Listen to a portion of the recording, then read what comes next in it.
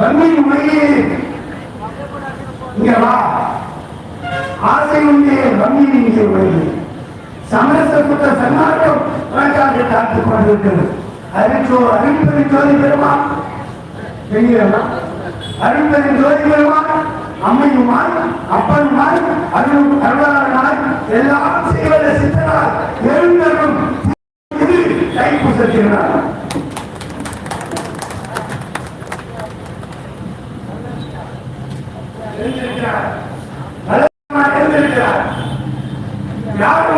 நல்ல பாதையை கடந்து ஒருமையை காதலித்து அருளையை காதலித்து ஒருமையில் இந்த உலகம் வாழ்வதற்காக வாழ்ந்து கொண்டிருக்கிறானோ அந்த உலகத்தை நான் பார்க்க வேண்டும் என்று விரும்புகிறார்.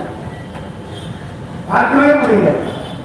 அதனால கடைசியை கொடுத்த ஈவரு காலங்களில் ஒரு கோரி ஏற்றி வச்சுட்டு ஈவரு காலங்களில் இந்த தீபத்தை ஆராதித்துக் கொண்டிருங்கள். இனி நான் இதுவரைக்கும் நான் இங்கே புறத்திலே வெளியிலே இருந்தேன்.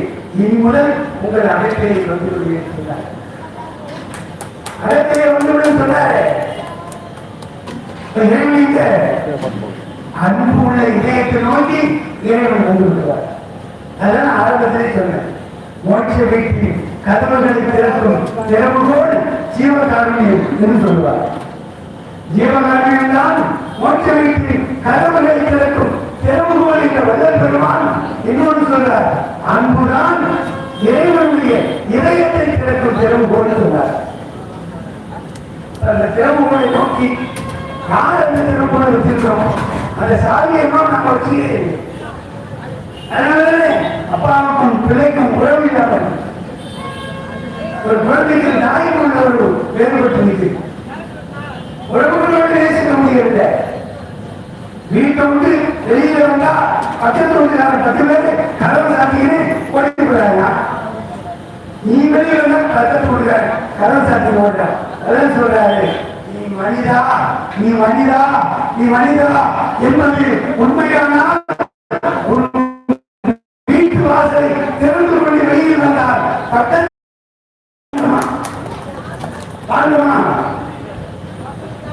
பக்கத்து விட்டு கொஞ்சம் எதிரியா காட்டி கொடுக்கிறது தயாரா அன்பை போதிக்கவில்லை. அன்பை ஏன் போதிக்க முடிய அன்பை நாம் ருசித்து பார்க்க முடியவில்லை.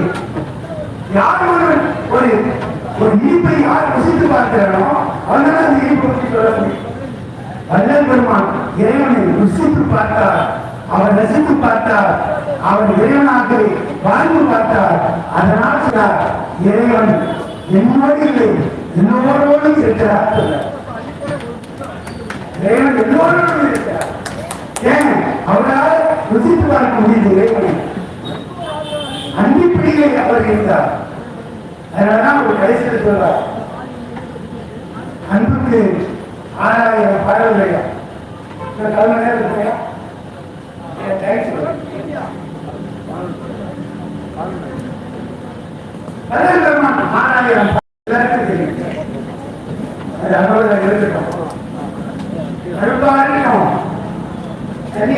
இருக்கட்டும்.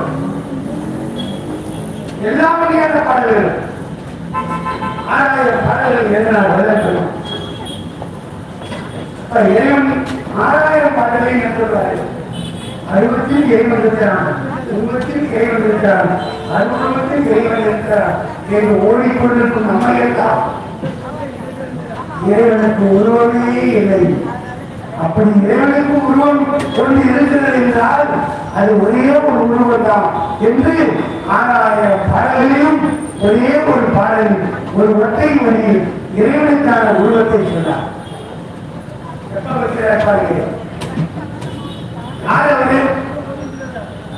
திருக்கரமும் திறவாயோ திரைகளை நாம் தவிர்த்து திருவள்ளுவம் செவிந்தோடி திருவுரு காட்டாயோ.